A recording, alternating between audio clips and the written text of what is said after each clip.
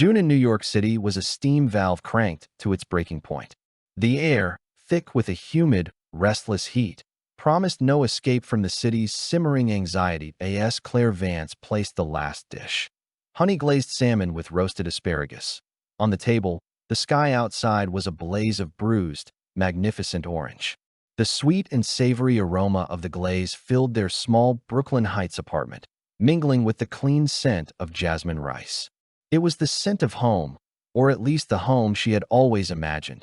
She untied her apron, glancing at the clock on the wall. 7:30. Liam should be here any minute. Today was their 5th anniversary. Claire felt a profound sense of calm, like a well-worn stone, its edges smoothed by time. 5 years, more than 1,800 days and nights, had been long enough to transmute the fire of passion into the gentle warmth of family. She and Liam had been together since their days at Columbia, walking side by side from the ivy-covered campus into the sharp-edged world of their respective careers. Together, they paid the rent on this cozy apartment just a few stops from Manhattan. Their parents were already like one big family, and everyone assumed that a ring, a wedding, was merely a matter of time. She picked up her phone to see where Liam was, only to find a text he'd sent half an hour ago. "Claire, emergency project meeting just came up. I'm going to be late. You go ahead and eat. Don't wait for me." Claire's brow furrowed almost imperceptibly. Again, over the past 3 months, Liam's emergency project meetings had become remarkably frequent. He would come home late, sometimes after 11, exhausted, smelling of whiskey and a faint, foreign perfume that wasn't the cologne he usually wore. When she'd asked, he'd always brushed it off as client dinners or team celebrations. Claire wasn't a suspicious person. 5 years of trust was a foundation she was willing to stand on, a reason to believe every word he said. She just felt a pang of sympathy for him, for how hard he was working for their future. She texted back, "Okay, come home soon. I'll save you a plate." Setting the phone down, she looked at the table of cooling food, and the small bubble of anniversary excitement she'd harbored all day slowly deflated. Her appetite vanished. She methodically covered each dish with plastic wrap, ready to be reheated whenever he finally came home. On the living room sofa lay the jacket Liam had worn that morning. Claire walked over to hang it up, but a corner of his second phone peeked out from the pocket. His burner. Liam had 2 phones, one for work, one for his personal life. This one, he'd claimed, was just for gaming and random things, to keep his personal messages uncluttered.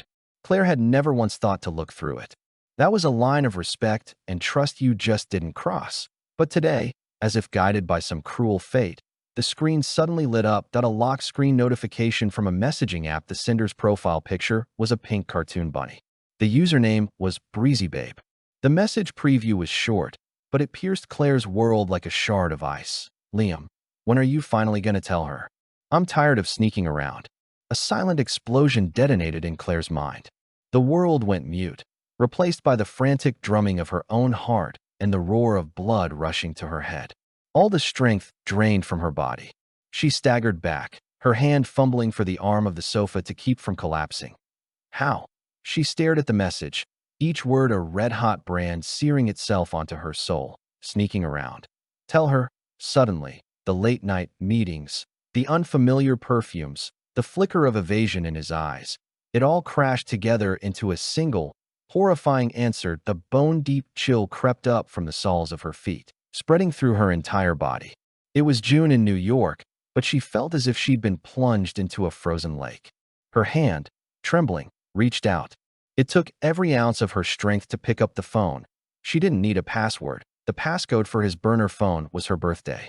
The irony was a physical blow. She opened the app. The chat with BreezyBabe was pinned to the top. Claire's fingers shook so badly she could barely control the screen. Taking a deep, ragged breath, she tapped it open. The chat history was 1,000 tiny knives, flaying the skin from 5 years of what she had mistaken for happiness. "Liam, today's our 100-day anniversary. I love you. Be good, babe. I'll come find you after my meeting. My roommate is so jealous of the necklace you bought me. They all wish they had a boyfriend like you. As long as you like it, I'll take you shopping on 5th next time. Liam, I'm scared. What if your girlfriend finds out about us?" "Don't worry. She's sweet, but she's naive. Easy to fool. I'll handle it. Easy to fool. Claire's throat tightened, a bitter, metallic taste rising in her mouth. She bit her lip so hard she was surprised it didn't bleed. So that's what she was to him. Her 5 years of unwavering trust were just naive and easy to fool. The most recent messages were from that afternoon. At 5:30, Liam had texted, "Babe, it's my anniversary with her tonight. I have to go home and play along for a bit. Can't see you." Breezy Babe replied with a pouting emoji, "Fine, but you'll come over after, right? I'll be waiting in that silk slip you love so much." Below it was a picture. The background looked like a college dorm room. A young woman, with an innocent face and flawless skin, wore a silk camisole, striking a pose for the camera that was a calculated mix of vulnerable and seductive. Claire's stomach churned. She recognized the girl. Last month, Liam's cousin had visited from out of town. He'd taken them all out to dinner, and the cousin had brought along her roommate, an art student from NYU.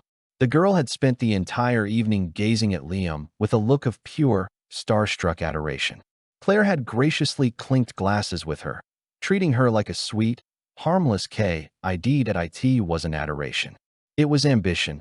They had been lying to her for months. Slowly, Claire placed the phone back in the jacket pocket, as if nothing had happened. She walked into the kitchen. One by one, she scraped the carefully prepared dishes into the trash. The beautiful honey-glazed salmon, the crisp asparagus, it all became an unrecognizable heap in the garbage bag, a mirror of her shattered heart. She returned to the living room and sat on the sofa in the gathering dark, waiting. The apartment was utterly silent, save for the ticking of the wall clock. Each tick was a footstep on her heart. She thought back over the last 5 years. She remembered Liam saving her a seat in the crowded Butler Library at Columbia, buying her hot chocolate on cold winter days. She remembered them crammed into a tiny studio apartment after graduation, sharing a bowl of instant ramen and dreaming about the future. They had saved together, made the down payment on this apartment together, picked out the furniture together, piece by piece turning it into a home. The walls were covered with photos from their trips, her smile radiant in every single one that she thought she had loved. What she had was a meticulously crafted lie. The 5 years she had poured her soul into were, to him, just an inconvenience to be handled. The sound of a key in the lock made her heart seize. Liam was home that he pushed the door open, humming a tuneless song, a cloud of alcohol preceding him. He saw Claire sitting silently in the shadows, illuminated by a single floor lamp, and he flinched. "Claire, why are you sitting in the dark? You scared me." He walked toward her, moving in for his customary embrace. "Sorry I'm so late. The project team was relentless, insisted we go out for a celebratory drink. Have you eaten?" His voice was slurred with drink and a practiced, dismissive tenderness. Claire didn't move. She didn't even look at him. She just spoke, her voice as cold as the grave. "Liam." Her tone was so unnaturally calm it sobered him instantly. He stopped, his eyes trying to adjust to the dim light, trying to read her expression. "What's wrong?" Claire slowly lifted her head. Her gaze met his, direct and unflinching. The eyes that had once held nothing but love for him were now vacant, desolate pools. "We're done." Done. The alcohol vanished from Liam's system as if doused by a bucket of ice water. He stared at her, utterly bewildered, as if she'd started speaking in a foreign language. "Claire, what are you talking about? Is this because I was late tonight?" "I'm sorry, Liam." She cut him off, her voice still a dead, flat line. "Check the phone in your jacket pocket on the sofa." That single sentence bleached the color from Liam's face. Panic flared in his eyes. He instinctively started to stammer a denial. "What phone?" Your burner phone." Claire finished for him. "The passcode is my birthday, 0816. There's a girl named Brooke, an art student at NYU, a sophomore, I believe. The one your cousin introduced us to last month. She wants you to break up with me. She's waiting for you right now, wearing that silk slip you love so much." Claire's delivery was slow, each word articulated with perfect, chilling clarity, as if she were narrating a documentary about a stranger's life. But every word was a hammer blow, shattering Liam's composure and any hope of feigning innocence. His lips trembled, but no sound came out. His face was a chaotic mask of panic, shock, shame, and terror. He looked pathetic. Seeing him like this, Claire felt a sudden, bitter urge to laugh. She stood up, walking toward him until she had to tilt her head back slightly to look him in the eye. "I have one question for you," she said, her gaze like an X-ray, boring through his skin to the filth beneath. "How long?" "Claire, I'm so sorry. I messed up." Liam finally found his voice, grabbing her arm in desperation. "It was nothing. I was just playing around. I swear, it was a moment of weakness. The person I love is you. It's always been you." "Playing around?" Claire repeated the words, a low, desolate laugh escaping her lips. It was a sound full of mockery and grief. "Liam, do I look like an idiot to you? You celebrate a 100-day anniversary with her. You take her shopping for $1,000 necklaces on Fifth Avenue. You tell her I'm easy to fool. And now you're telling me you were just playing around?" Liam's body went rigid. He hadn't realized she'd seen everything. I was drunk. I didn't mean it," he explained, his words tumbling out in a nonsensical rush. "Claire, believe me, I'll end it with her right now. I'll block her, delete her, right here in front of you. Please, just forgive me this one time. For the sake of our 5 years together, please give me another chance." He fumbled for the burner phone, his hands shaking as he prepared to delete Brooke's contact. "Enough." Claire pulled her arm free. She used very little force, but Liam recoiled as if he'd been shocked. "Liam, we are over," she said, looking straight at him, enunciating every syllable. "I find you disgusting." The word disgusting was a dagger that pierced through his final defense. His knees buckled, and he almost fell. "No. Please, Claire, don't do this." His voice broke, laced with tears. This man, so confident and self-assured at work, was now whimpering like a child. "I don't want anyone but you. We worked so hard for this. We were going to get married, buy a house, have kids. Have you forgotten all that?" "I haven't forgotten a thing." A flicker of emotion, a deep, tearing pain, finally entered Claire's eyes. "I remember when we were students, splitting a single slice of pizza because we were broke. I remember you carrying me to the hospital when I had a fever. I remember you promising you'd never marry anyone but me. Liam, I remember everything. You're the one who forgot." She took a step back, creating a safe, unbridgeable distance between them. "The lease for this apartment is in my name. Get out." "I'm not leaving." Liam's voice rose with hysteria. "This is our home. I'm not going anywhere." "This is my home," Claire corrected him, the last trace of warmth vanishing from her eyes. "From the moment you betrayed me, it stopped being ours. Liam, don't make me lose what little respect I have left for you." With that, she turned her back on him, walked into the bedroom, and slammed the door, the sound of the deadbolt sliding home echoing in the silent apartment. Outside the door, Liam began to pound on the wood, his voice a raw mix of yelling, begging, and repenting. "Claire, open the door. Let me explain. I swear I'll never do it again. I was wrong. Claire, I love you. You can't do this to me." Claire slid down the cool, unyielding wood of the door until she was sitting on the floor. She hugged her knees to her chest, burying her face in them, but not a single tear fell. So this was what it felt like for a heart to it wasn't hysterical crying or furious accusations. It was a profound, hollowing numbness that started deep inside and spread outward. Her 5 years of love and youth, like the salmon she'd thrown in the trash, had once been vibrant and beautiful. Now, they were nothing but garbage. The next few days were a special kind of hell. Liam didn't leave, he became a different person. The confident, sometimes neglectful man was gone, replaced by a desperate, groveling stranger. He woke up early to make her favorite breakfast: avocado toast with a perfectly poached egg. He bought her favorite pastries from the French bakery downtown. Leaving them on her desk like a timid offering, he cleaned the apartment until it was spotless, polishing every pair of her shoes. That he spent his nights sleeping on the floor outside her bedroom door, sometimes whispering, "I'm sorry," for hours, other times just sitting there in penitent silence. Claire ignored it all. There was no communication between them. She went to work, came home, and locked herself in her room. The food he made, she didn't touch. The things he bought, she didn't look at. The home that had once held all her dreams and affections had become an oppressive, suffocating prison. Liam's efforts were relentless. Her phone was bombarded with his calls and texts, an endless stream of repentance and declarations of love.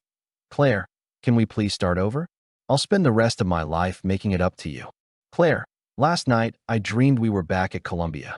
You were smiling at me under the cherry blossoms. You were so beautiful. Claire, please just talk to me. Yell at me, curse at me, anything. She would block one number, and he would use another. He started showing up at her office during her lunch break, holding enormous bouquets of roses, causing her coworkers to stare and whisper, mistaking his harassment for some grand romantic gesture. Claire just felt exhausted and nauseated that a broken mirror can't be fixed. Once trust is shattered, it can never be rebuilt. Every time he said, "I love you," all she could hear was him telling another girl that she was easy to fool. A week later, while Liam was at work, Claire hired movers. She had them pack every single one of his belongings and pile them in the hallway outside the apartment. Then, she had the locks changed. She sent him one final text, "Liam, your things are outside the door. From now on, we owe each other nothing. Stop harassing me."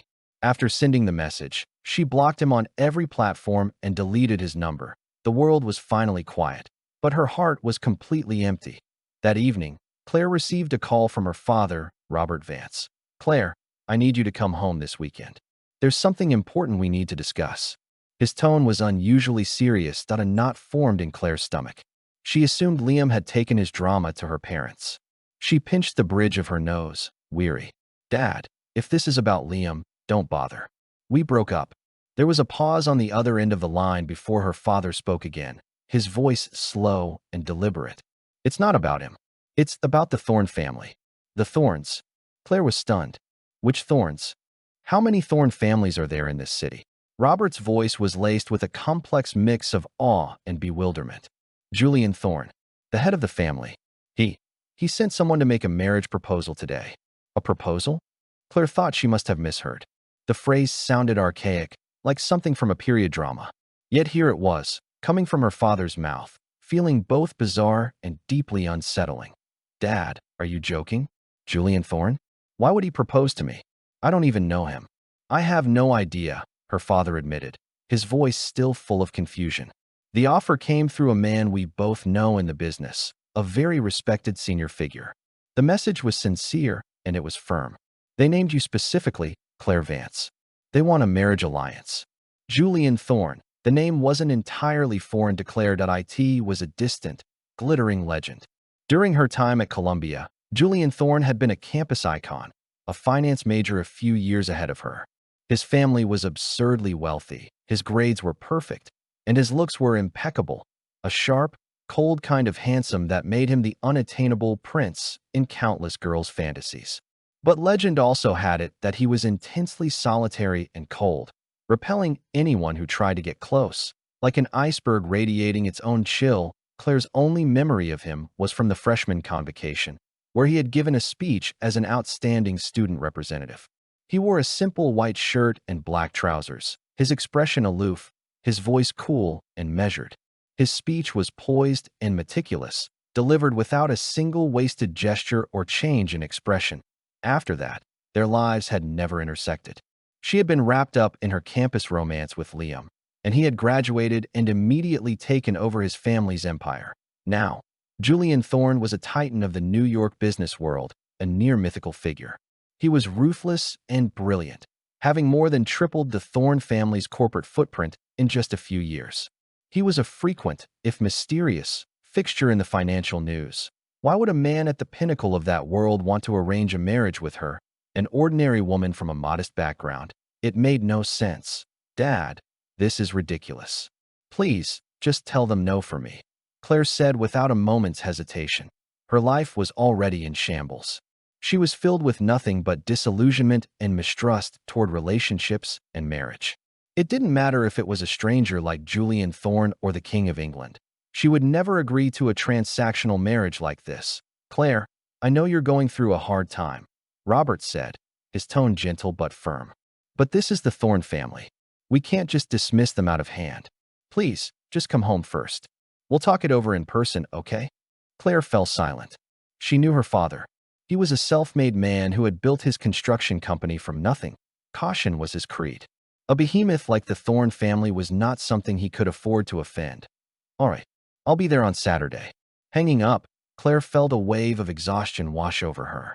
Liam's betrayal had been a tsunami, wrecking her world. Julian Thorne's proposal was a bizarre, inexplicable vortex appearing in the sky afterward. She couldn't make sense of any of it. On Saturday, Claire drove home to her parents' house in Queens. Robert and her mother were waiting in the living room, their faces etched with worry. "Claire, about you and Liam," her mother began, her primary concern being her daughter's heart. "We're done," Claire said flatly. "Mom, let's not talk about him." Seeing the exhaustion on her daughter's face and the finality in her eyes, her mother sighed and dropped the subject. Robert pushed a file across the coffee table toward Claire. "This is what I could find on Julian Thorne. Basic background information." Claire picked it up. It contained nothing she couldn't have found online. His Ivy League education, the awards he'd won, the earth-shattering acquisitions he'd orchestrated since taking over Thorne Industries. The man in the photo was more mature than she remembered from college, his features sharper, his gaze piercing, his thin lips pressed into a line that radiated an intimidating, unapproachable aura. "Dad, none of this matters," Claire said, placing the file back on the table. "The only thing that matters is why. What does he want? What could our family possibly have that the Thorne family would want? That's what I can't figure out." Robert's brow was deeply furrowed. "Our company is less than a speck of dust compared to the Thorne Empire. And as for you, Claire, you're my precious daughter, but in the eyes of a dynasty like that, there are countless women more beautiful and from more powerful families than ours." "Exactly," Claire said. "This has to be some kind of mistake, or a bizarre prank, or a scheme we don't understand. Dad, just refuse. Tell them I'm not interested in marriage right now, or make up any excuse. Just turn it down." All she wanted was to close her door, lock out the world, and lick her wounds in private. She didn't want to be dragged into any more complicated messes. Robert looked at his daughter's determined face, thought for a long moment, and finally nodded. "Okay, I respect your decision." He picked up his phone. "I'll call our mutual acquaintance right now and give him our answer." Claire let out a breath she didn't realize she'd been holding, feeling a great weight lift from her shoulders. Rejecting the Thorne proposal was an easy decision. To Claire, it was like deleting a bizarre spam email. She didn't waste a second thought on it.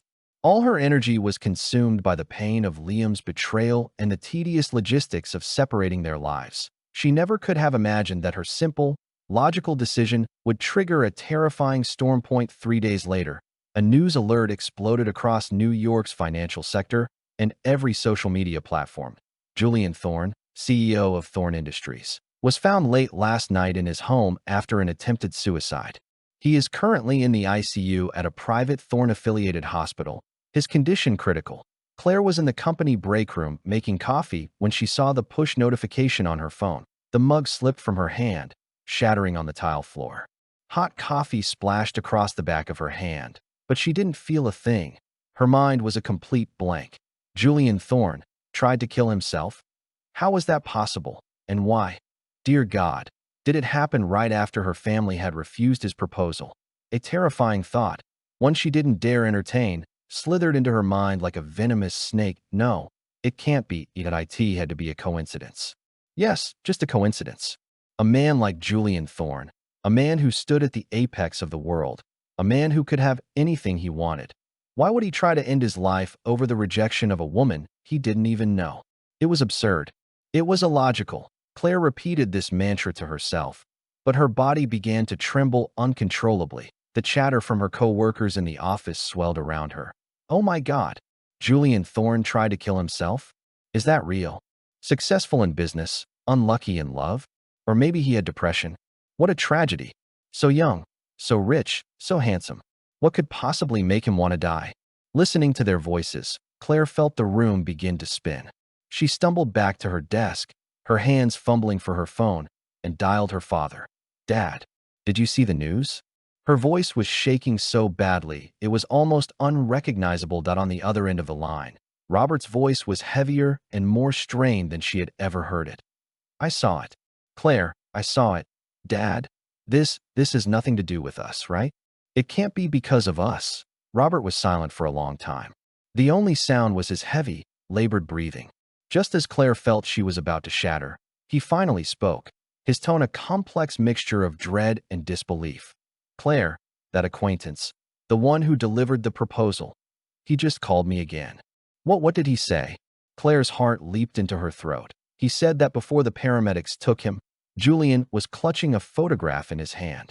Robert paused, as if it took all his strength to utter the final words.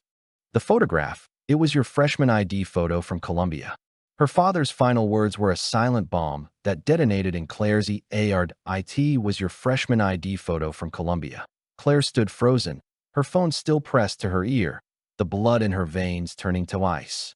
She couldn't hear what else her father was saying, couldn't hear the concerned calls of her colleagues from outside the break room. Her world had been sucked into a vacuum by that one sentence. Her freshman ID photo. It was from so long ago. In the picture, she was 18, with a short, chin-length bob, her face still holding a touch of baby fat and the wide-eyed, clueless smile of someone who knew nothing of the world. She herself had always hated how dorky she looked in that photo, stuffing it into the back of some old album, never to be seen again. But Julian Thorne, the untouchable, unreachable man from the convocation stage, why did he have her freshman photo? And why, in the moment he chose to end his life, was he clutching it in his hand? A ridiculous, insane, yet unavoidable idea began to form in her mind. Could it be that he did all of this because of me? The thought terrified her. This wasn't a crush. It was an incomprehensible, frightening obsession. A man she had never even spoken to had just, in the most destructive way imaginable, violently tied his life to her name. This wasn't a twist of fate. It was a sudden, crushing judgment she couldn't bear. Claire?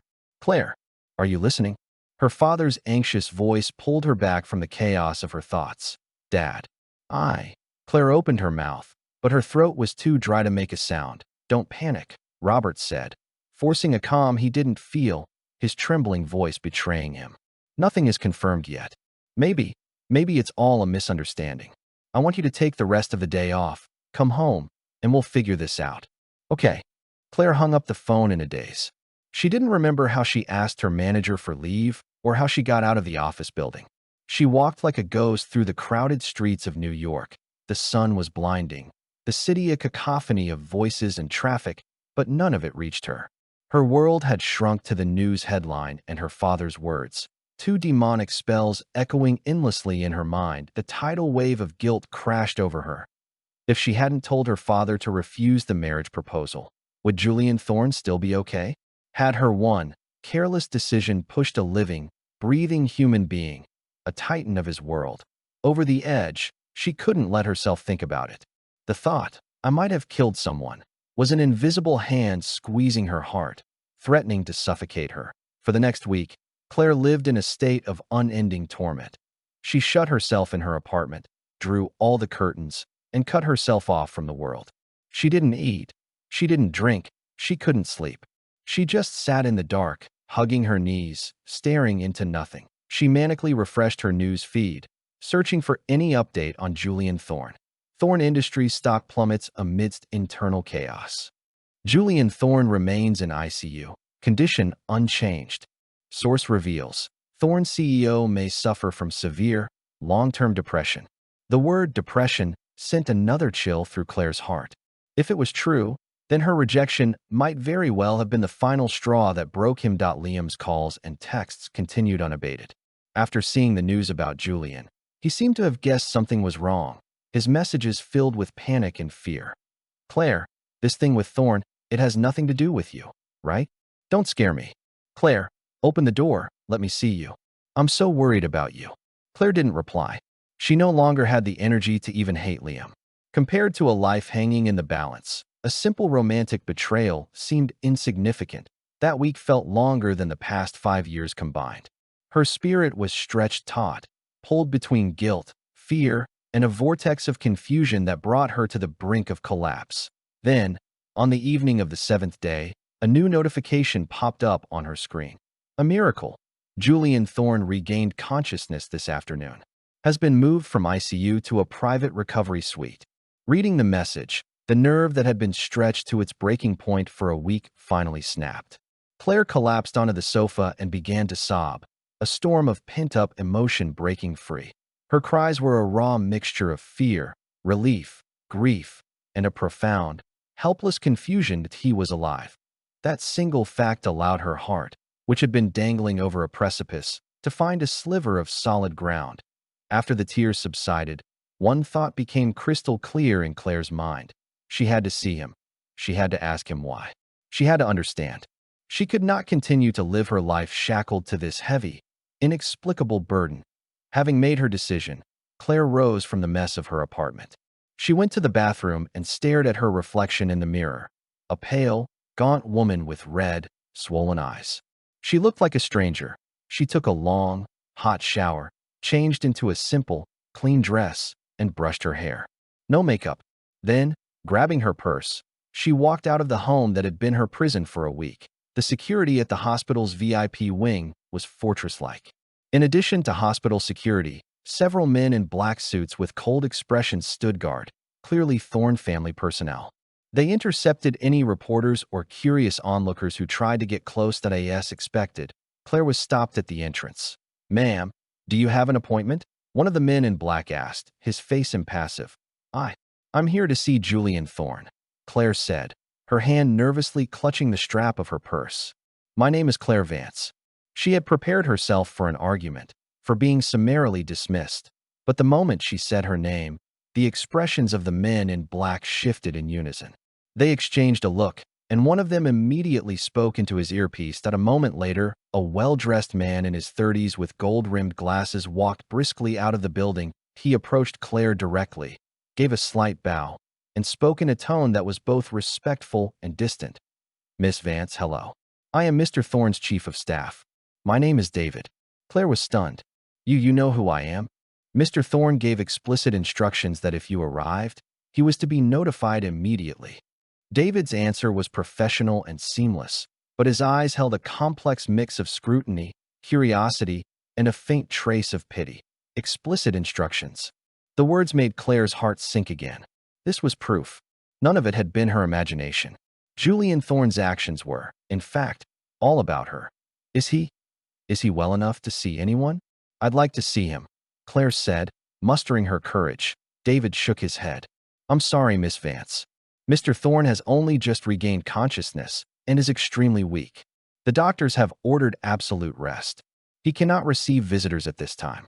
Disappointment flickered in Claire's eyes. However, David's tone shifted. "There is something I would very much like for you to see. Please, come with me." Claire hesitated. "Where are we going?" "To a place where you will understand everything." David offered no further explanation, simply gesturing for her to follow. Claire bit her lip and, after a moment, followed him. She had come this far. There was no turning back. She had to know the truth. David led her not toward the patient floors, but down to the underground parking garage. A black Rolls-Royce Phantom was waiting silently, a chauffeur holding the door open. The atmosphere inside the car was heavy and silent.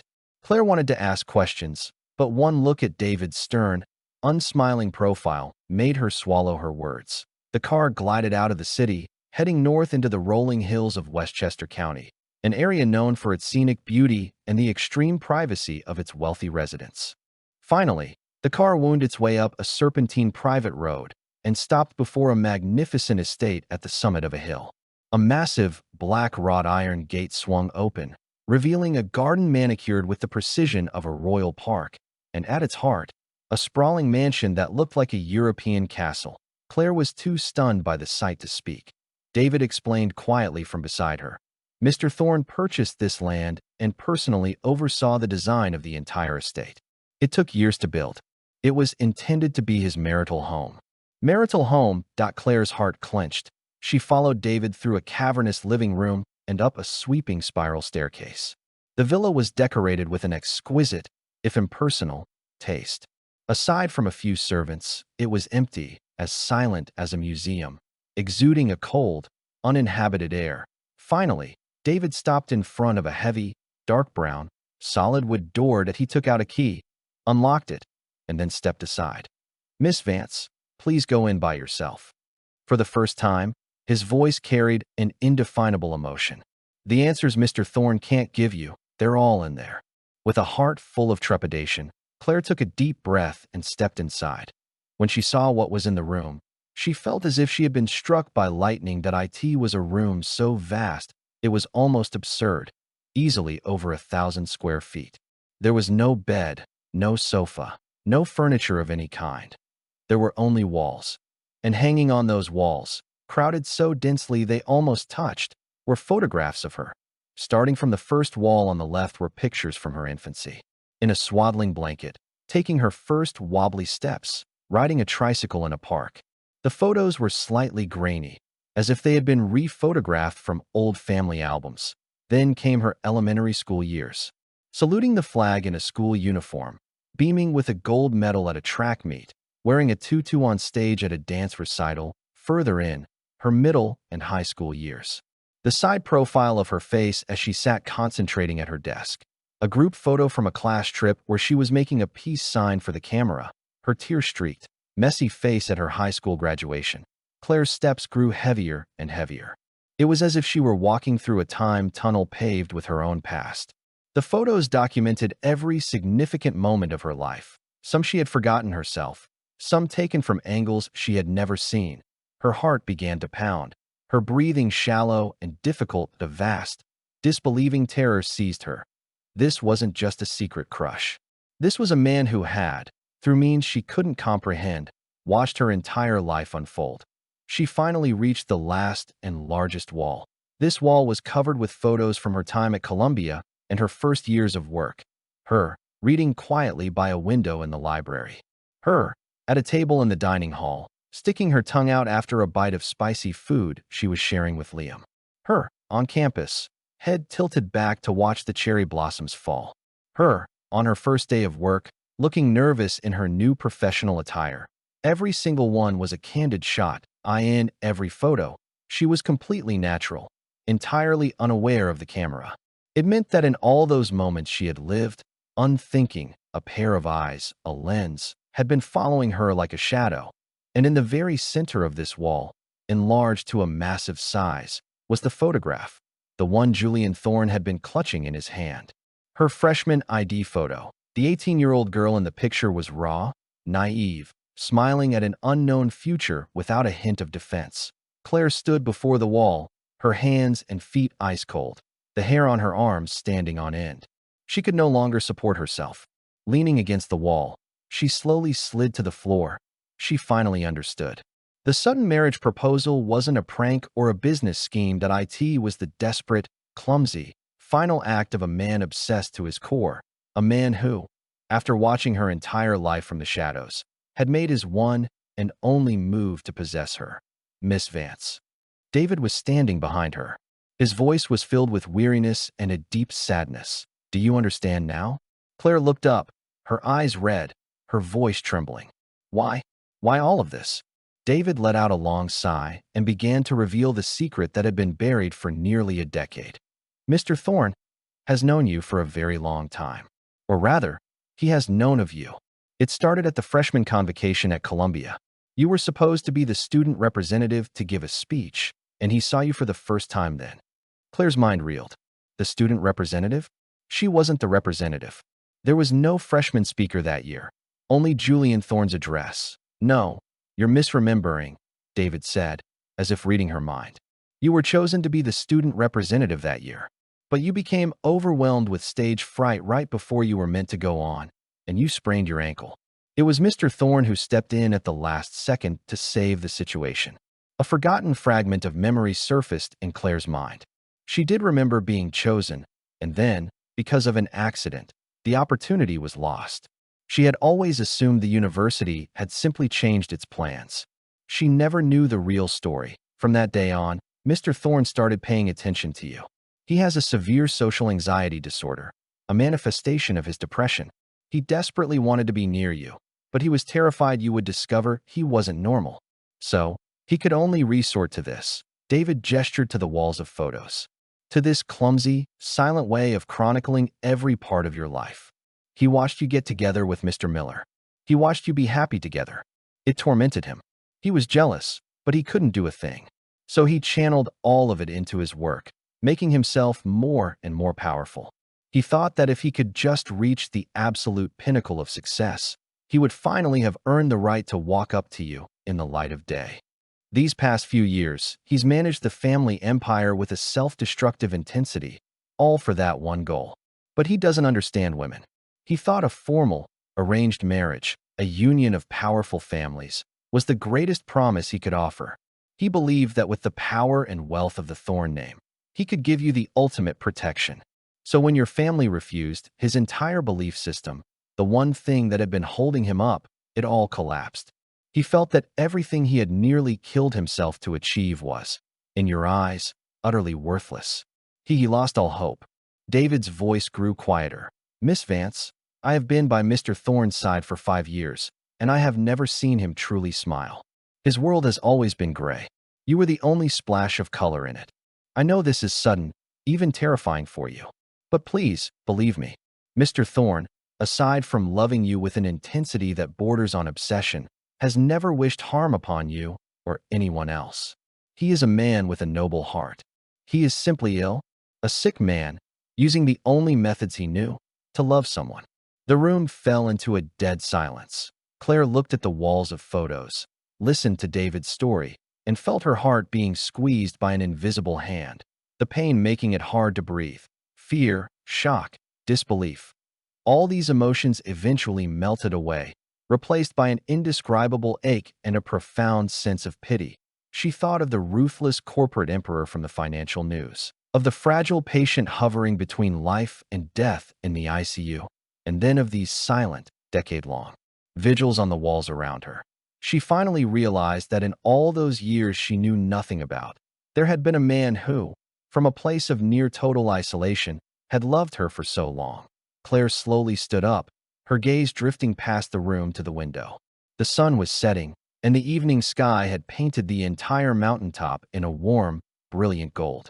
The light streamed through the massive windows, casting a soft glow over the secret-filled room. This place, she asked softly, her voice still hoarse. What is it called? David followed her gaze and answered respectfully.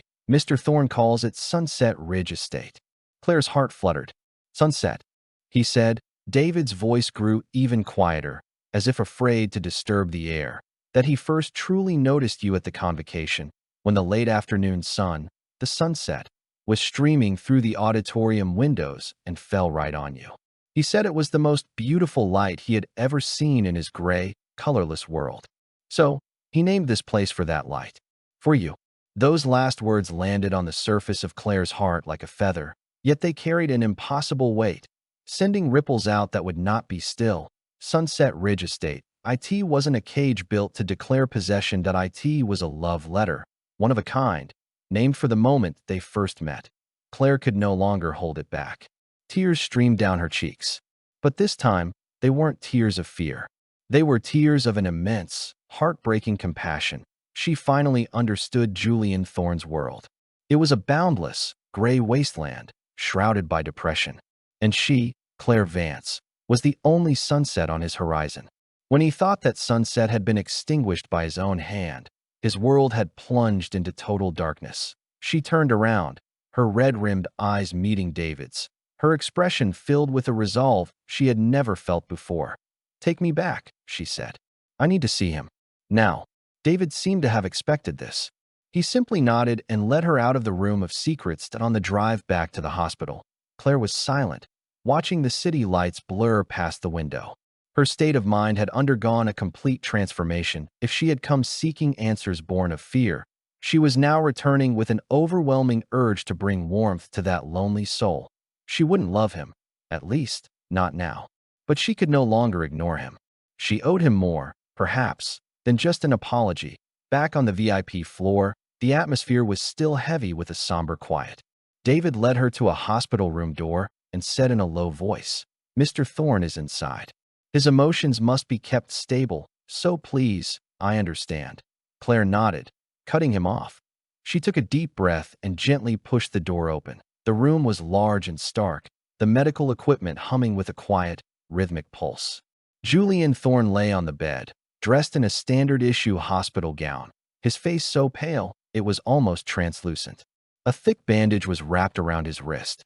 He seemed to be asleep, his long, dark lashes casting a fragile shadow on his cheekbones. He looked nothing like the powerful, sharp-eyed man from the news photos. Here, stripped of his armor and his fame, he was just a vulnerable patient who had fought his way back from the brink of death. Claire moved quietly, walking to his bedside. She stood there, just looking at him, a storm of emotions churning inside her. Perhaps sensing her presence, Julian's eyelashes trembled. He slowly opened his eyes. They were eyes as dark as ink. The moment they focused on her, they flashed with confusion, then with a wave of utter shock and disbelief. His pupils contracted, his lips parted as if to speak, but no sound emerged. Then, a look of near panic washed over his face. He instinctively tried to move, to pull the blanket over his bandaged wrist. The gesture was like that of a child caught doing something wrong, filled with shame and a desperate desire to hide. Seeing him like this, Claire's heart felt a sharp prick of pain. She said nothing. She simply pulled a chair over and sat down by his bed. The room was plunged into an intense silence, broken only by the steady beeping of the machines and the sound of two people breathing. One, tense and frantic. The other, calm as still water. Julian stared at her, his eyes a whirlwind of complex emotions. There was the shame of having his deepest secrets exposed, the fear that she would despise him, and beneath it all, a sliver of sick, undeniable satisfaction at just seeing her there. Finally, it was Claire who broke the silence. She took a thermos from her bag and placed it on the bedside table. "I bought this on the way here. It's chicken broth," she said, her voice soft and gentle. "You just woke up. You should probably only have liquids. You should eat something." Her actions, her voice, were completely outside of anything Julian could have anticipated. He had expected her to question him, to curse him, to look at him with the utter contempt he deserved for being a freak, a stalker, but she hadn't. She had brought him soup. The shock of it left Julian's mind a total blank. He stared dumbly at the thermos, then back at Claire's calm face. His eyes, against his will, began to turn red. He struggled to sit up, but his body was too weak. He had no strength. Claire saw his struggle, and without a word, she naturally leaned forward and pressed the button on the bed control, slowly raising the head of the bed. Then, she opened the thermos, poured the broth into the lid, scooped up a spoonful, blew on it gently, and held it to his lips. Julian froze completely. He was a statue, petrified, staring at her face so close to his, at the way she concentrated on cooling the spoonful of broth.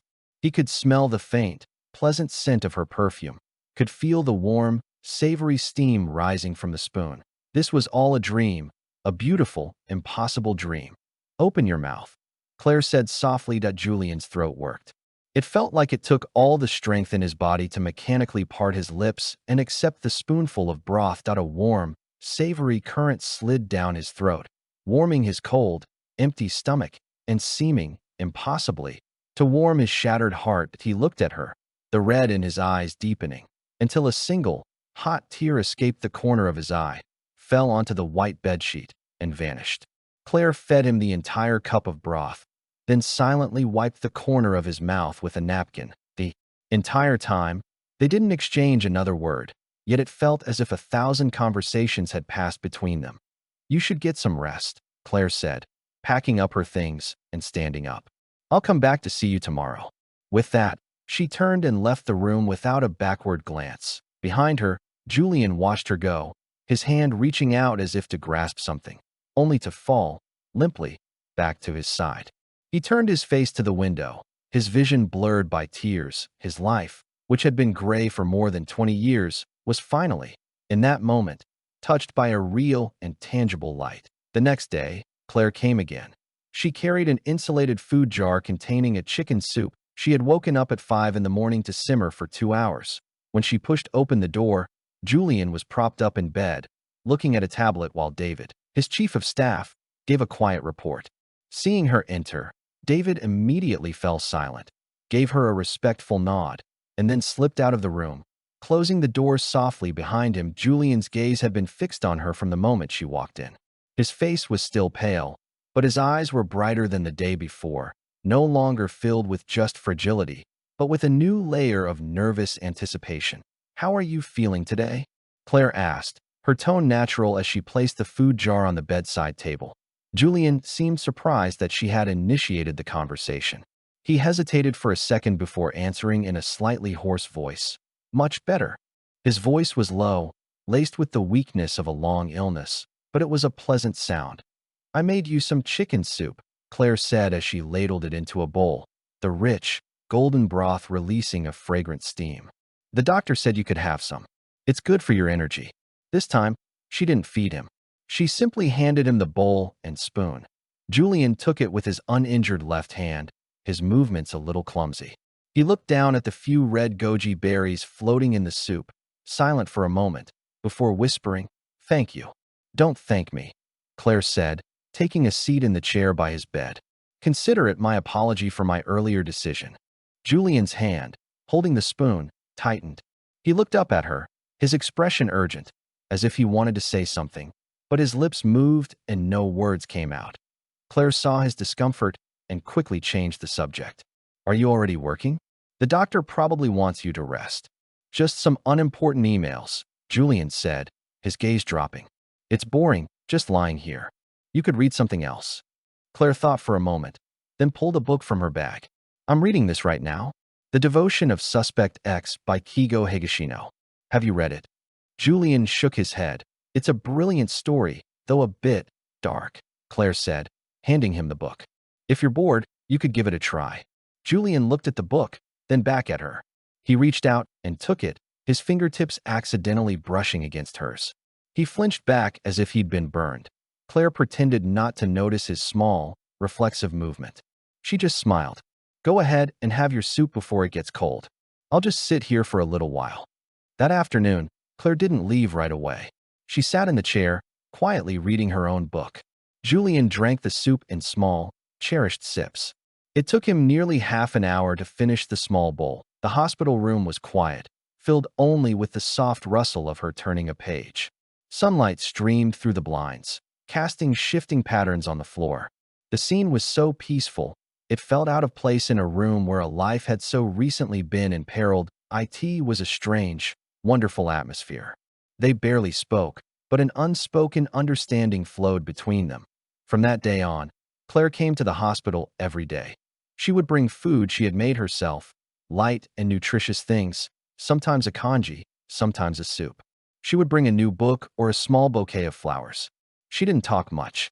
Most of the time, she just sat with him in comfortable silence, and Julian began to get better, at a speed that was visible to the naked eye. He started to talk more point one day.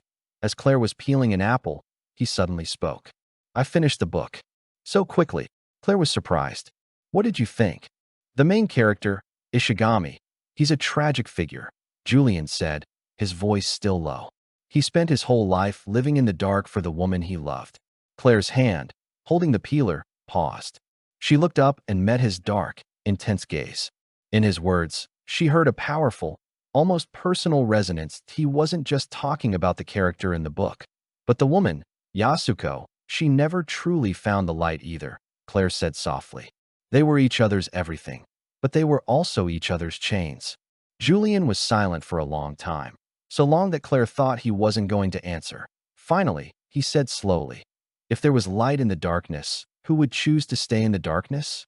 His words were a gentle prick to Claire's heart. She began to try to talk to him more, about all sorts of things. Funny stories from work, movies, and music she liked, even just random news headlines. She was surprised to discover that Julian was an incredibly intelligent and well-read man. No matter the topic, he could not only keep up but offer his own unique and profound insights. When the conversation turned to business or finance, he displayed a stunning acuity and foresight. The confident, brilliant mind was a stark contrast to his frail, recovering body. Claire realized she was beginning to admire him. She also grew accustomed to her daily visits. She got used to the way his eyes would instantly light up when she opened the door, the way he would so carefully take whatever she brought him, the quiet, comfortable way they could simply exist in the same room together. She didn't realize that her own heart was, bit by bit, beginning to thaw. But all of this was being watched by someone else, someone consumed by a burning jealousy. Liam was losing his mind. Ever since Claire had changed the locks and completely shut him out, he had been drowning in a sea of regret and anguish. He had started stalking her, waiting outside her office building or her apartment complex every day, just for a glimpse of her. And then he noticed something was off. Every day after work, she would carry a food jar to the same place. the VIP wing of the Thorn-affiliated hospital. At first, Liam clung to the hope that she was just visiting a sick friend. But then, through some unsavory means, he bribed a janitor at the hospital and found out the truth. The person Claire was visiting every day was none other than Julian Thorn, the man who had tried to kill himself for her. Jealousy and panic coiled around his heart like two venomous snakes. How dare he? How dare that psycho, that manipulative freak who used suicide to threaten a woman, get Claire's care and attention? While he, the man who had 5 years of real, genuine history with her, was thrown away like trash. He couldn't accept it. That evening, as Claire walked out of the hospital entrance, Liam lunged from the shadows and grabbed her wrist. Claire. His eyes were bloodshot, his expression twisted and frantic. Claire jumped, startled, then began to struggle. Liam, let go of me. What are you doing? Tell me, you've been coming to see him every day, haven't you? Liam's grip was terrifyingly strong. Why are you seeing that madman? Who I see is none of your business. Claire was furious and panicked. We broke up. No, we didn't. Liam screamed. I don't agree. Claire, has he tricked you? Is he blackmailing you? You need to wake up. A man who tries to kill himself to force you to be with him is a psychopath. If he's willing to kill himself for you today, he'll be willing to kill you tomorrow. You can't be with him. His words were vicious and cruel, each one an insult to Julian and a dismissal of Claire's own judgment. Claire looked at the ugly face of the man before her and felt nothing but revulsion. He was a complete stranger. She suddenly stopped struggling. She looked at him calmly. You're right, Liam. Maybe he is sick. Her voice was quiet, but it carried an unprecedented strength. But do you know what? Even if he is sick, he used the clumsiest, most extreme way he knew to try and love me. That's 100 times more sincere than you ever were when you were healthy. He loves me, so he was willing to lay his entire world at my feet. And you? You love me, so you whispered promises of forever to me while telling another girl that I was easy to fool. He's sick, but he knows what it means to be devoted to one person. You're healthy, but all you know is how to cheat. Each of Claire's words was a sharp slap across Liam's face. He was stunned into silence, his face turning from white to red and back again. So save your pathetic speech, Claire said, her eyes filled with cold, final resolution. You and I were over the moment you betrayed me. Don't ever bother me again. And don't you dare use your filthy mind to judge a man whose heart is purer than yours will ever be. With that, she wrenched her arm free, turned without a backward glance, and walked back into the hospital. Liam stood frozen on the sidewalk, watching her resolute back disappear into the brightly lit VIP building. He felt as if the most important thing in his life was being ripped away, and there was absolutely nothing he could do to stop it. When Claire returned to the hospital room, her emotions were still in turmoil. Julian seemed to sense her distress. He looked at her with concern. What's wrong? Claire shook her head, forcing a smile. Nothing. Just ran into a stray dog on the street. She didn't want to bring that ugliness into this room, not while he was recovering. She sat down and, as she often did, picked up an apple and a peeler. But her hand was still shaking, and the blade nearly slipped and cut her. Suddenly, a warm, large hand covered hers, steadying the blade. It was Julian's left hand. Let me, he said in a low voice. Then, to Claire's astonishment, he took the apple and the peeler from her and, with his one uninjured hand, began to peel it for her, his movements clumsy but incredibly focused. Claire stared at Julian, completely still. His left hand, unaccustomed to such delicate work, was awkward and slow. The blade moved haltingly against the apple's skin, carving off strips that were thick and uneven, a stark contrast to the decisive, surgical precision he was known for in the business world. But his expression was one of absolute concentration. The sharp, discerning eyes that could read the winds of Wall Street were now focused entirely on the small apple in his hand, as if it were a priceless treasure. His brow was slightly furrowed, his lips pressed into a thin line. Every movement was filled with a careful, clumsy tenderness that Claire's heart felt a soft but powerful jolt. In that instant, an image of Liam flashed in her mind. Liam used to peel apples for her, too. Back when he still loved her, he would do it casually while watching TV, the peel coming off in one long, thin, unbroken spiral. He would proudly dangle it in front of her, showing it off like a child seeking praise. That had been a practiced, familiar kind of care. What Julian was giving her now was a clumsy, wholehearted devotion. He hadn't even considered that he was the patient, the one with the injured wrist who needed to be cared for. He had simply seen her hand tremble and had instinctively wanted to do something for her. Claire's eyes suddenly grew warm. She looked at his pale profile, at his intense focus, at the veins that stood out on the back of his hand from the effort. He never asked what happened outside. He never asked who the stray dog was. He simply, in his own silent, fumbling way, soothed her troubled spirit. Finally, the lopsided, pitted apple was peeled. He cut it into small, neat wedges, arranged them on a plate, and offered it to her. "Here," he said, his voice low but laced with an almost imperceptible nervousness, as if he were awaiting a verdict. Claire didn't speak. She just picked up a slice of apple and put it in her mouth. It was sweet and crisp. It was the best apple she had ever tasted in her life. That night, Claire went home but didn't sleep. Her mind was a revolving door of two images. Point one was of Liam in front of the hospital, his face contorted in a vicious snarl as he attacked Julian with the cruelest words he could find.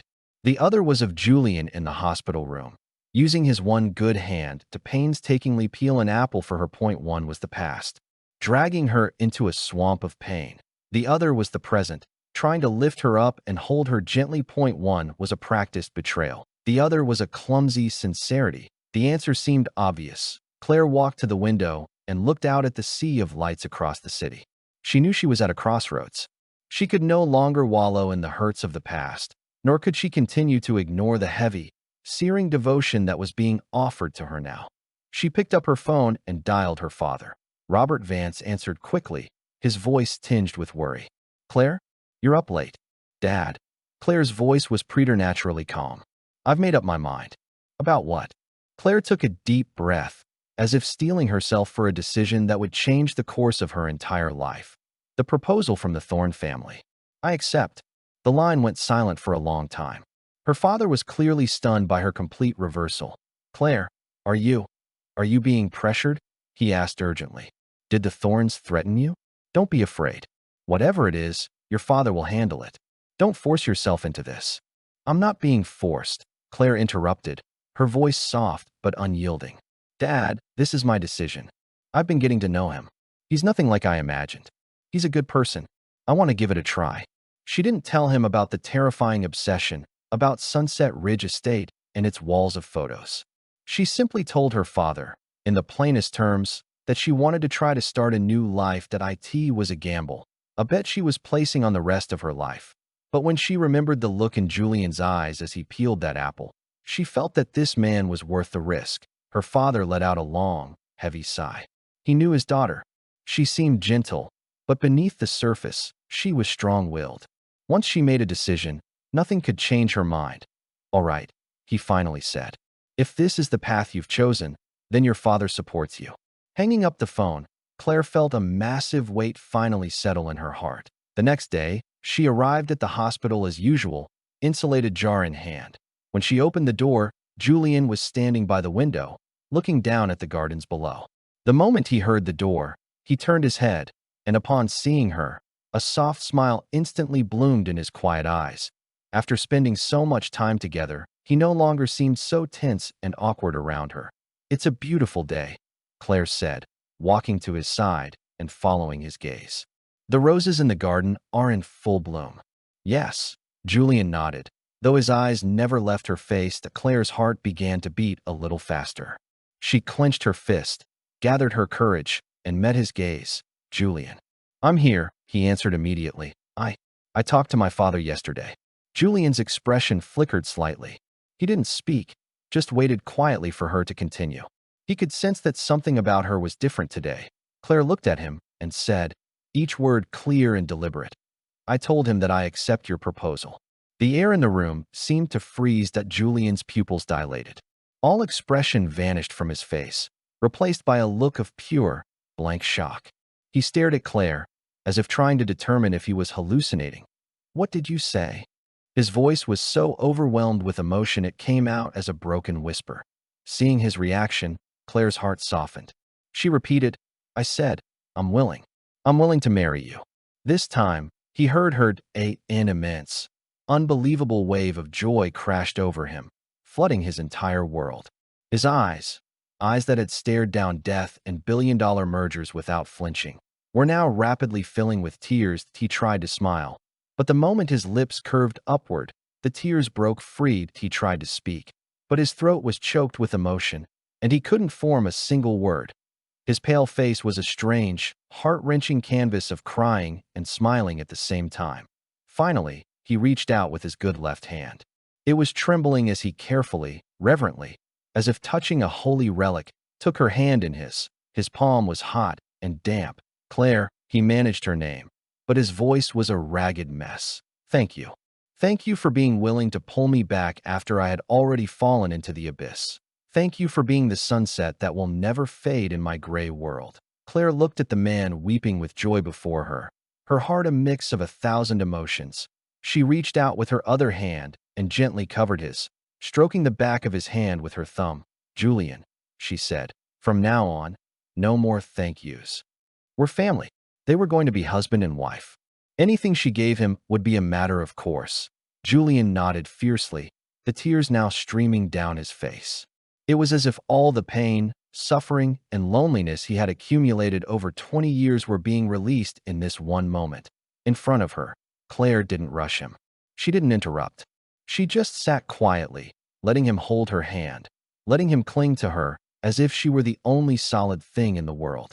After a long while, Julian's storm of emotions began to subside.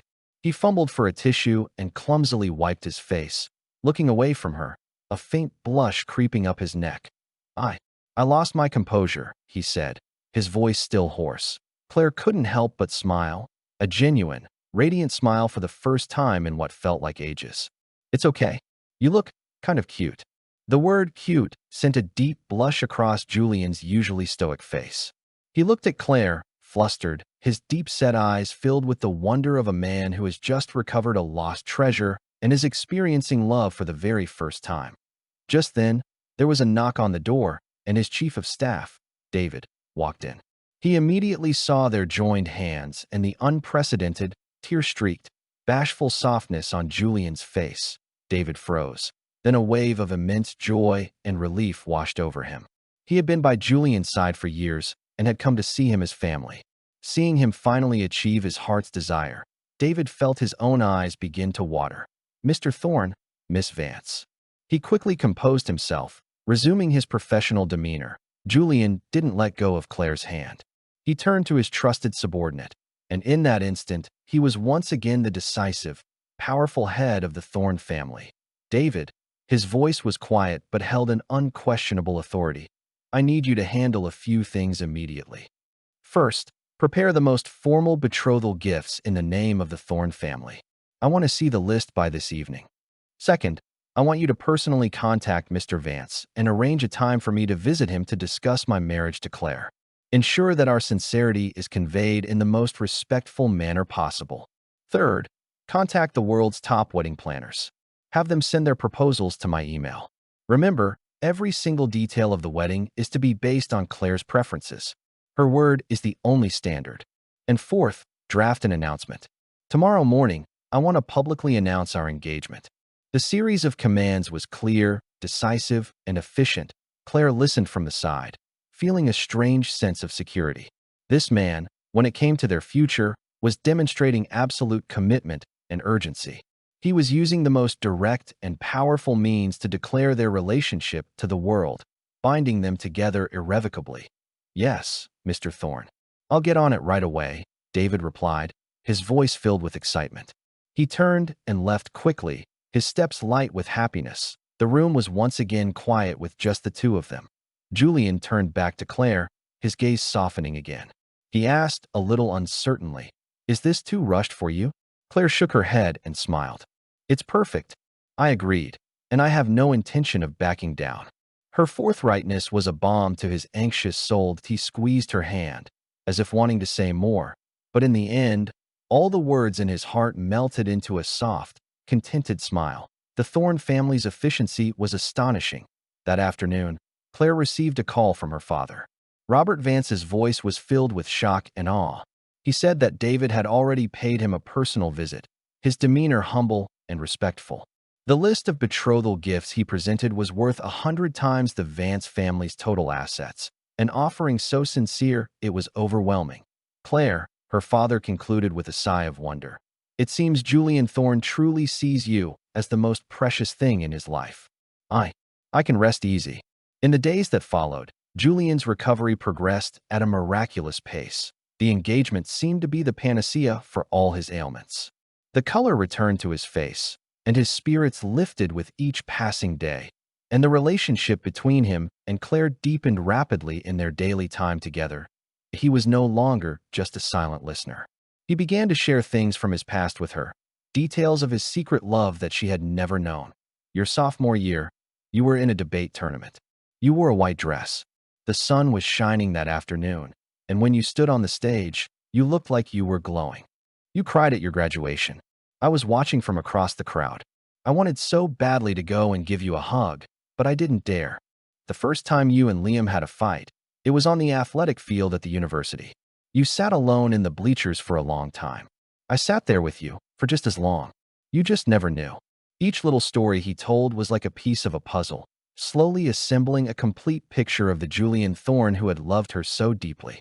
Her feelings for him began to transform from pity and admiration into something real, something that made her own heart beat faster. She was starting to genuinely like this man. 20 days later, Julian was discharged from the hospital. He wore a perfectly tailored black suit, his posture tall and straight. Aside from a lingering paleness, he had completely returned to his former self. He didn't look back, didn't pause. He simply took Claire's hand and, surrounded by a phalanx of bodyguards, walked out of the hospital that had given him a new life. Once in the car, he naturally enveloped her hand in his. Claire, he said, looking at her with eyes so gentle they seemed to overflow with tenderness. Let's go home. The destination of that home was unspoken but cleared at that same moment. Liam was sitting in a loud, crowded bar, pouring drink after drink down his throat, and on the screen of his phone was a breaking news alert. Thorne Industries CEO Julian Thorne and Claire Vance officially engaged, wedding to be held in 3 months. The article was accompanied by photos of the Thorne family's motorcade, dozens of luxury cars making their way to the Vance home to deliver the engagement gifts, and of the fireworks display that had lit up the Manhattan skyline all night. The scene was one of extravagant, public declaration, a testament to a lifelong vow between two people. Liam stared at the news and started to laugh. His laughter turned to sobs, and he drank them down with his whiskey. He knew, with a devastating finality, that he had lost her forever. The moment he had chosen betrayal for the sake of a cheap thrill and a boost to his ego, he had personally pushed the most precious light in his life into the arms of another. And that other, with the very obsession Liam had scorned and mocked, had won everything he had ever dreamed of. Regret was a poison corroding his insides, but he knew there was no cure for it. In this world, there are no second chances. The black Rolls-Royce Phantom moved as smoothly as a yacht on a calm lake. Outside the window, the city lights blurred into streaks of color. Inside, it was a world of quiet serenity. Claire's hand remained enveloped in Julian's warm palm. His grip wasn't tight, but it conveyed a steadfastness that promised never to let go. His gaze was fixed on her, focused and gentle, as if he could never get enough of looking at her.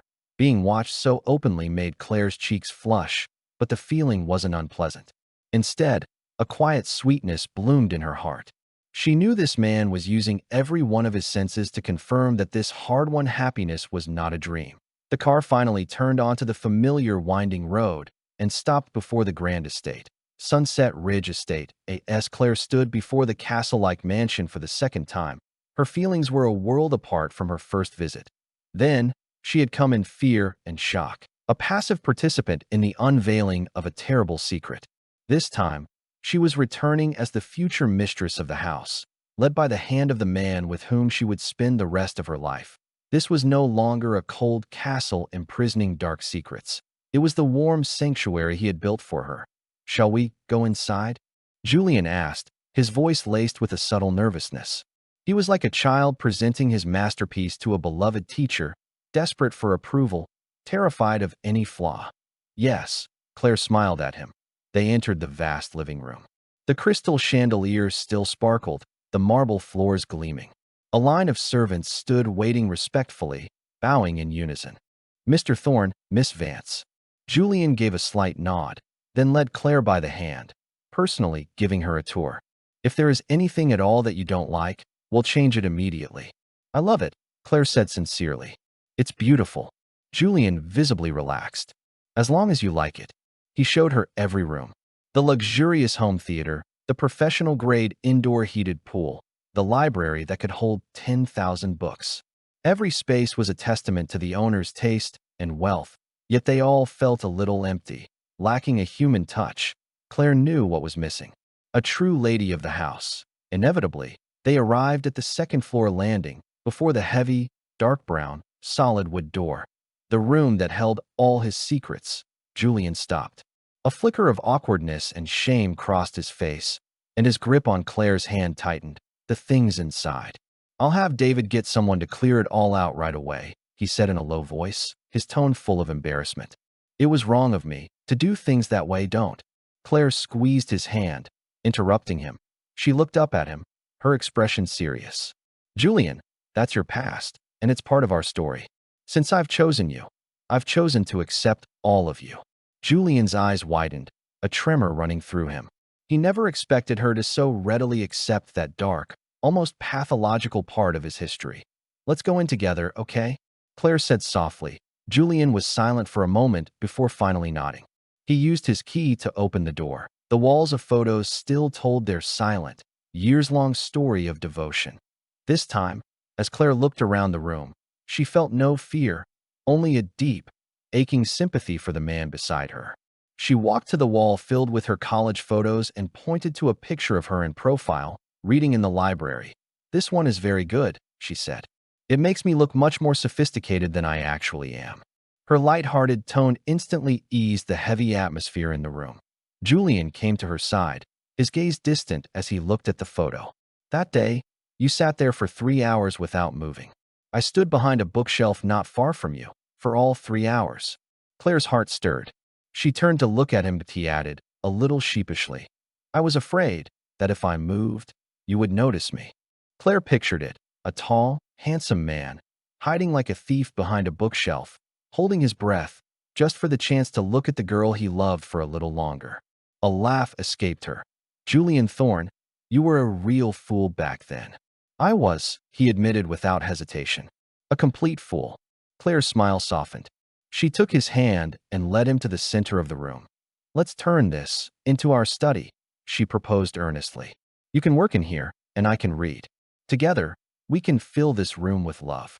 Fill this room with love. The words were like a ray of the warmest light, instantly illuminating Julian's entire soul that he looked at Claire, at the sincerity and acceptance in her eyes, and could no longer control his emotions.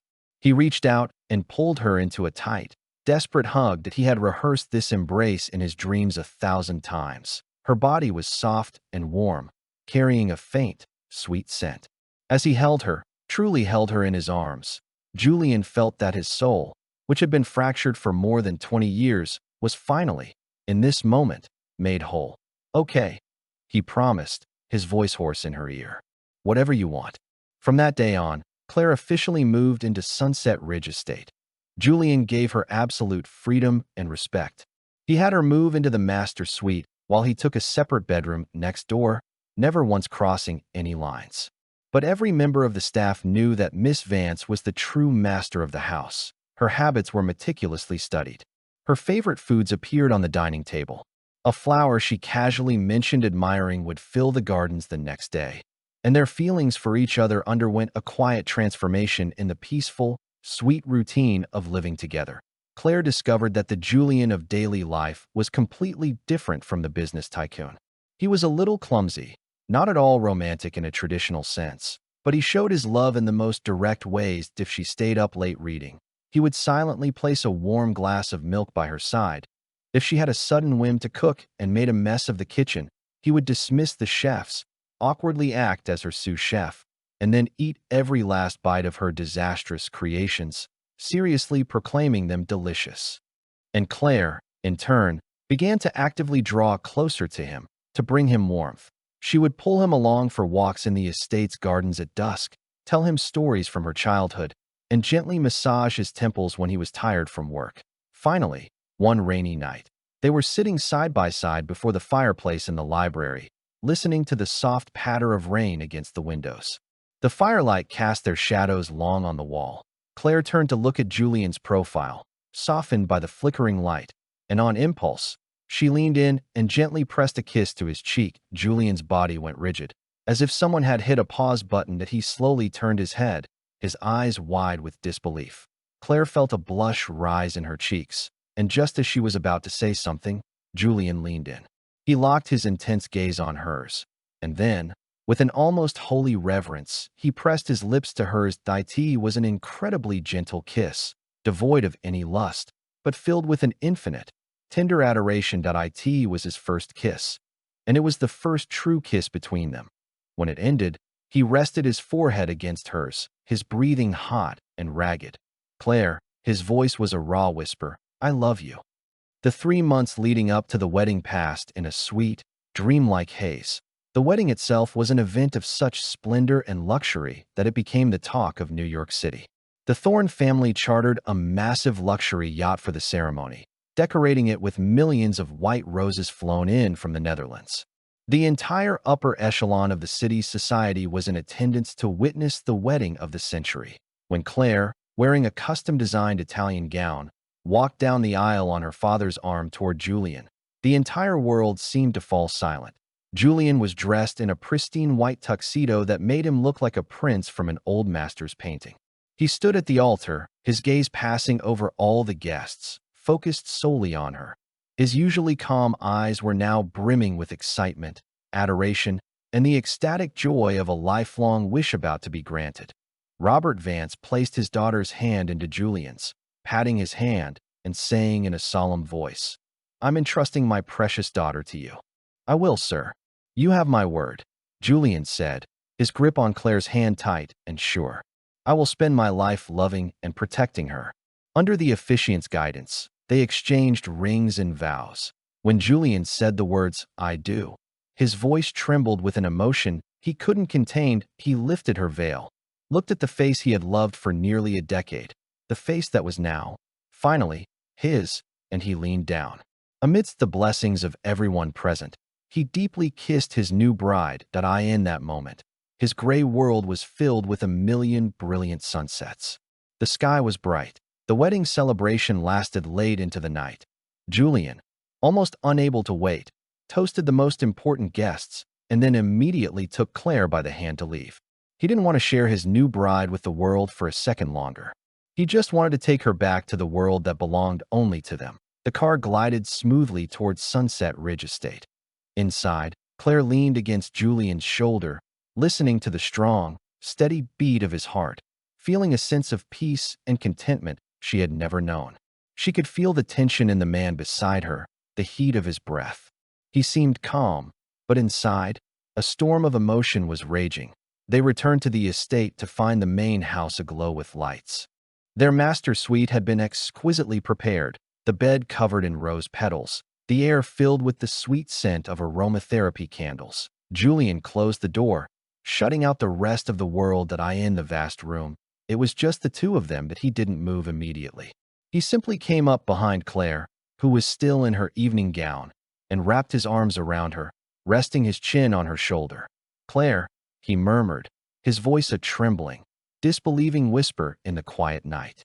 "We're married." "Yes, we're married." Claire smiled, placing her hand over his where they rested on her waist. "I still feel like I'm dreaming," he said, holding her tighter, as if she might vanish if he let go. "Sometimes I get scared. Scared I'll wake up and be back in that hospital bed, or back in this empty house. Without you. With nothing."